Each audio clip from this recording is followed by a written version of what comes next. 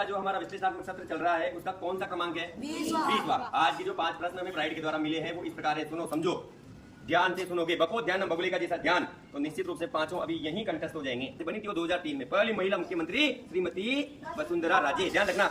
दूसरा प्रश्न, संसद को संविधान में संशोधन करने की शक्ति कौन सा अनुच्छेद देता है? संविधान संशोधन होता है ना आवश्यकता पड़ने पर। अभी शिक्षा का अधिकार अधिनियम लाया गया ना 82वें संशोधन के तहत 2002 में। लागू कब हुआ? 2010 में हुआ। RT 2009 में हुआ, 10 में हुआ, 2010 में हुआ। तो संशोधन समय के साथ करना पड़ता है। तो कौन सा अनुच्छेद कहता है कि संशोधन कर सकते हैं? कौन सा अनुच्छेद कहता है बताओ? नहीं कहता। 108 संविधान का 368 को प्रश्न देते हो। संविधान का 368वां संविधान संशोधन बोलता है कि संविधान में संशोधन किया जा सकता है, पर असीमित नहीं। उसकी एक शर्त है। 1973 का केशवानंद भारती मामला याद है ना?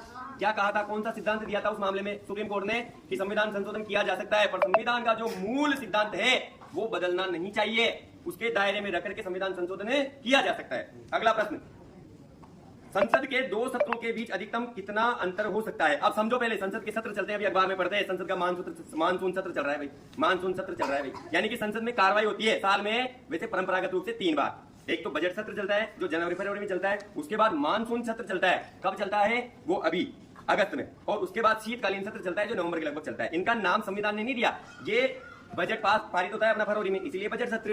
अभी मानसून का समय इसलिए मानसून सत्र, सर्दियों में चलने वाला है वो सर्दियों का सत्र। तो प्रश्न ये कहता है, सुनो, संसद के 2 सत्रों के बीच में अधिकतम कितना समय हो सकता है? अधिकतम 6 माह। ध्यान रखना, कितना? 6 माह। अगर जनवरी में एक सत्र हो गया तो अगला कब तक हो जाना चाहिए? कब होना चाहिए?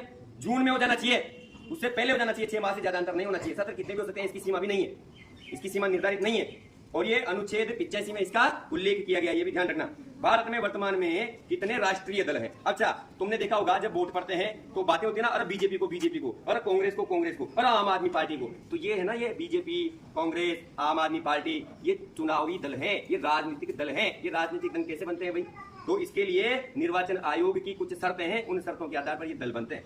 और 2 प्रकार के दल होते हैं, राष्ट्रीय स्तर के दल और राज्य स्तर के दल। दोनों प्रकार के दल होते हैं, ठीक है। वर्तमान में जो राष्ट्रीय स्तर के दल हैं, प्रश्न है राष्ट्रीय दल कितने हैं? तो 6 दल है अभी राष्ट्रीय स्तर के। कौन से? राष्ट्रीय स्तर के। अगला प्रश्न, लोकसभा कार्रवाई को निष्पक्ष रूप से चलाने का दायित्व किसका है? निष्पक्ष रूप से किसका है? अरे लोकसभा की कार्रवाई को कौन संचालित करता है? लोकसभा अध्यक्ष। क्यों? क्योंकि वो संसद का लोकसभा का पीठासीन अधिकारी होता है। जब किसी एक प्रस्ताव पर दोनों पक्षों में बराबर मत आते हैं तो निर्णायक मत कौन देता है? लोकसभा अध्यक्ष देता है, लोकसभा अध्यक्ष। हमें ये सारे प्रश्न रट करके संसद पहुंचना है, ये डर हमारा होना चाहिए। बोलो होगा नहीं होगा? सीखेंगे नहीं सीखेंगे? बोलो भारत माता की जय।